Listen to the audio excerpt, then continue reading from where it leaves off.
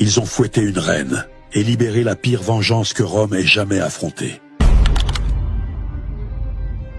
Nous sommes en 60 après Jésus-Christ. La Bretagne est sous domination romaine. Les tribus celtes grondent, mais Rome croit les avoir brisées. Jusqu'au jour où le roi Prasutagus meurt. Les Romains confisquent tout.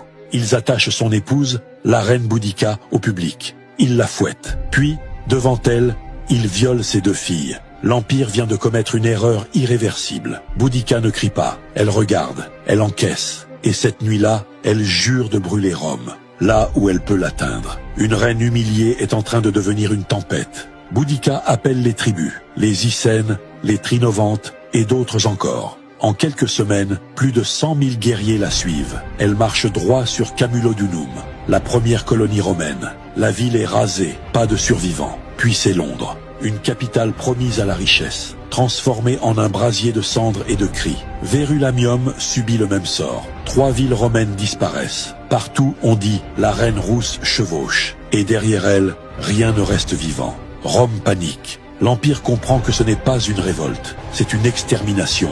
Le gouverneur Suetonius rassemble une armée minuscule. Peu importe, il choisit le terrain.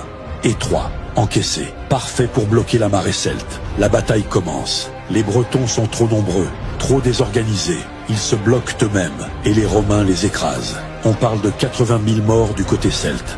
La révolte est brisée. Boudica disparaît. Certains disent qu'elle s'est empoisonnée. D'autres jurent qu'elle a fui pour rassembler de nouvelles forces. Personne ne l'a jamais revue. Mais une chose est sûre, en quelques semaines, cette reine a fait trembler un empire entier. Boudica n'a pas vaincu Rome. Elle a prouvé que Rome pouvait saigner.